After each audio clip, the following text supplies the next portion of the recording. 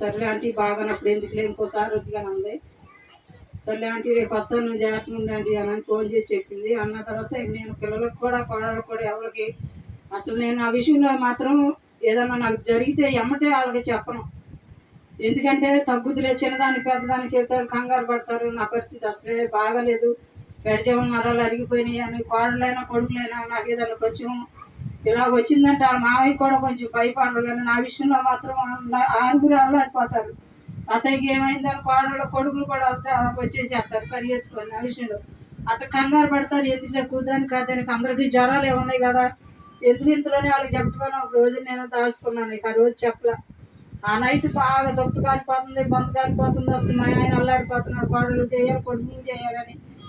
దాన్ని నేను చంద్రుని లేపుతున్నారు, ఫోన్లు చేయమని. తెల్లారిపాటికి చిన్న కోడలు వచ్చింది. మీ అమ్మటే ఇంజక్షన్లు అవి తీసుకొని వచ్చింది. ఏం లేదులేకమ్మా ఒళ్ళు నొప్పులు, నాకు ఇంజక్షన్ వద్దు, ఏం వద్దు, తగ్గిపోతాయి, తగ్గుతులేకమ్మా ఏం వద్దు, నాకు వద్దాం ఇంజక్షన్ అన్న. ఇంజక్షన్ అంటే నాకు భయం వేసి అట్ట స్టార్ట్ చేసేసాను. సర్లేస్తే మరి నీ ఇష్టం అని చెప్పి ముందు బెండ ఇచ్చి నాకు వేడి నీళ్ళు కాసి మొహం కడిగిచ్చి అన్నీ చేసి నాకు ఇడ్లీ పెట్టి పాలు కాసిచ్చి ఇంటికి వెళ్ళింది. డ్యూటీకి వెళ్ళాలిగా ఇంటికి వెళ్ళింది. అక్కడికి ముగ్గురు కోడళ్ళు మా ఇంటికి రా, మా ఇంటికి రా, ఎందుకు నీకు బాగానప్పుడు కూడా ఇక్కడ ఉంటే అట్ట మేము పనులు చేసుకుని మరి దగ్గర రావాలంటే రాలేము కదా, బాగాన పరిస్థితుల్లో కూడా ఇక్కడే ఉంటావు, నీకు ఏదైనా అయితే ఏంటి మా పరిస్థితి, ఇంటికి రమ్మంటే రావాలి. ముగ్గురు వచ్చి ముగ్గురు గొడవలే. కాదులేకమ్మా ఏం అవదులే, తగ్గుతులే అమ్మా అని నేను అట్టగే ఇంటి దగ్గర ఉన్నాను. అట్టగే నీరసం అయిపోతున్నా. ఒకరోజు ఒక్కళ్ళు, ఒకరోజు ఒక్కళ్ళు, అటు ముగ్గురు కొడుకులు వస్తున్నారు, చూస్తున్నారు, నాకు పెట్టాల్సి పెడుతున్నారు, వెళ్తున్నారు.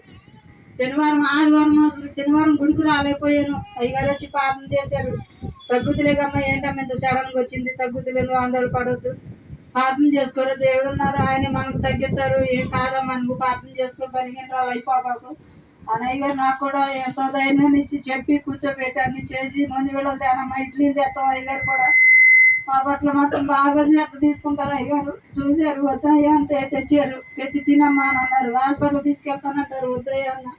తగ్గుతాయా వదిలేగయ్యా, పిల్లలు కూడా వచ్చి చూస్తున్నారు, కాళ్ళు వచ్చినాయి అన్న. శనివారం ఆదివారం గుడికి కూడా వద్దాం అనుకున్నా. అసలు అడిగి తీసి అడిగేలేకపోతున్నాను. అసలు బాగా నీరసం అయిపోయా. ఇంకా నా పెదమానుడు వచ్చి నన్ను చూసి, నా మొహం చూసి, అసలు ఏంటి మా అమ్మ ఇలాగైపోయావు, ఎట్టున్నావని వాటిలో ఇంటికి వెళ్ళిపోయి అమ్మటే శనివారం సాయంత్రం వెళ్ళి ఆ నాన్నకు ఫోన్ చేసి మా అమ్మని పట్టించుకోవు నువ్వు అది దాన్ని తిట్టాడంట. ఇంకేంటో మా అమ్మకి ఏమైందిరా, మీరు రమ్మంటే రావట్లేదు, అక్కడే ఉంటాను అంటుంది, ఏం చేద్దాంరా మరి అంటే అసలు మా అమ్మని చూడు వెళ్ళి, మా అమ్మని చూడు వెళ్ళి అని ఫోన్ చేసి తిట్టాడంట. ఇక తెల్లపాటికే చిన్న కొడుకును పెద్ద అబ్బాయి వచ్చి రా ఇంటికి వెళ్దామని చెప్పి ఇంటికి తీసుకెళ్ళారు. వాళ్ళు ఇక చర్చికి మానేశారు ఇద్దరు. సో దివ్యాకి తెలియదు నేను ఇటు వచ్చేసంగతి. ఇక చర్చికి వచ్చింది సోనియా చిన్నపాళ్ళు. ఇంజక్షనాలు అవి కొనుక్కొచ్చి బాగా బలిగంత అయిపోయిందని సెలైన్లు పెట్టింది. 2 సెలైన్లు పెట్టి నన్ను లేవనిచ్చింది. ఎమ్మటే సాయంత్రానికి ఆదివారం నాడు సెలైన్లు పెట్టింది. సోమవారం మళ్ళీ అమ్మ ఇడ్లీ తీసుకొని పాలు తీసుకొచ్చి పడికి నేను ఇళ్ళలో పనికి వెళ్ళిపోయాను. ఎమ్మటే దేవుడు నన్ను లేవనిచ్చాడు. అది కాకుండా మళ్ళీ మా అమ్మ